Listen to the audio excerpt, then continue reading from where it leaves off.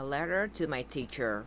Dear teacher, whenever I had something to tell you, I tug on your shirts and whisper with your ear. This time, I'm writing a letter. I hope you remember me. I was the one who marched to school that first day, splashing through every bottle I could find. I wore a bright yellow raincoat and a dark stormy frown because for me, school means sitting still and listening, two things I wasn't much good at. I stood there, ornery and tripping, just sure I would get in trouble. But instead you cringe at me. Good morning, look at you, standing there like Mary Kingsley just back from canoeing up the Agui River. Who? I said. Word. Mary Kingsley, the fearless explorer. You explain. Some days we read about her and crocodiles. Now we get a mob. Crocodile? After taking attendance, you make a big announcement. Welcome, this year we'll be planting the first ever second grade garden. It will be our great experiment. Yay! We get to dig in the mud, I shouted. True, but first we read about plants. You said we'll use math to measure our plots and we'll write our garden plan. Reading, math, writing? I was better at running and jumping. The next week, we visited the creek behind the school to learn about plants and water. When you weren't watching, I started to hop the crocs. Right in the middle, I got stuck. Look at me, I'm Mary, what's her name? I hollering, trying to sound brave. Watch out for crocodiles, you called back. Then you rushed to rescue me. On the way back, you held my hand. I never told anyone how much I was shaking. All fall, I tried hard to sit still. Right before Thanksgiving vacation, you asked who wanted to take the mouth brother home. Me, pick me, I shouted.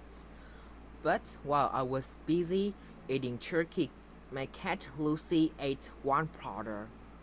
I bought a replacement mouse, except I just couldn't tell you. One day, when we were cleaning the cage, you called me over to your desk and told me we might have to change the party names to Ma and Pa Mouse. You knew the whole time, I said. Laughing, you said, might as well get used to it. Teachers see everything. When winter came, the reading corner became our secret garden of stories.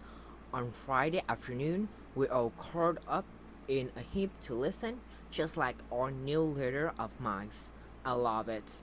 When you read to us, always beg for more. I hated being called on to read out loud.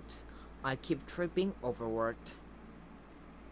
Once, right before my turn, I yell, raise your hand if you wanna go home.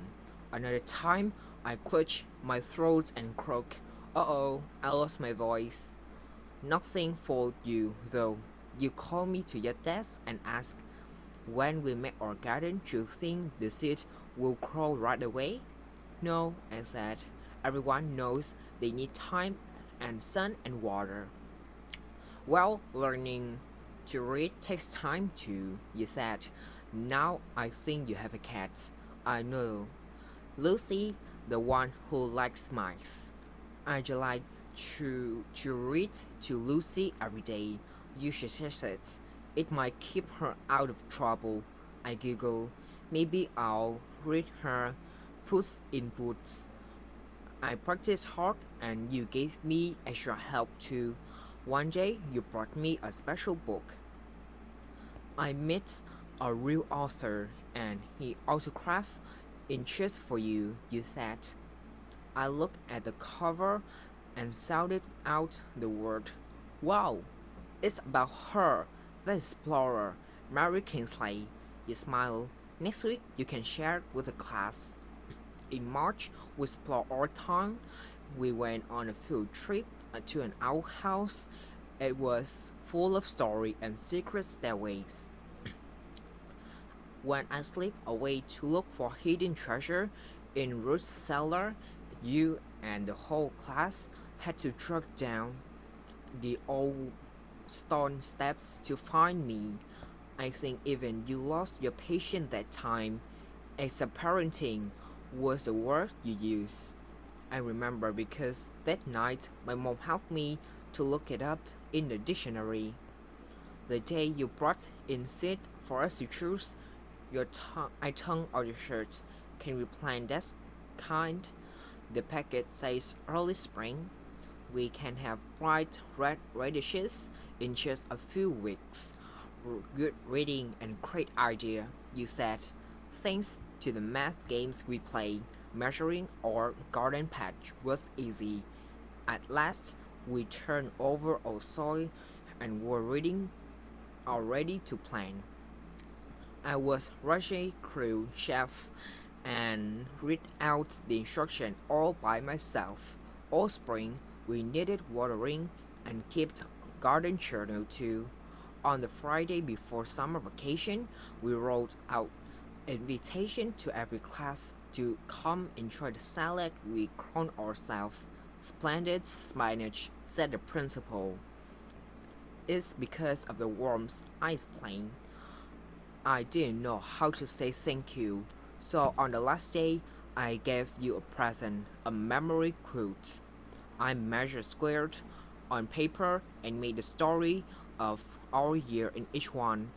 The reading corner, worms in our compost, the magnificent mouse family, and best of all, a picture of you and me. You look at the quilt a long time, then held it up for everyone to see. Thank you. Now I'll never forget you all. The year of the second grade garden. Me neither, I promise. And I never have. For a long time now, I've been wanting to write to tell you that even though I didn't always listen, and I know I was exasperating, second grade really was the best year ever. I guess you won't be too surprised to hear that I still like to stomp through creeks, dig in the garden, and even read out loud to my cat. Most of all, I want to tell you that I'm about to start my first job, and tomorrow morning, when I go to work, I'll think about everything you helped me explore and try my best to be like you. Thank you for being my teacher, your student.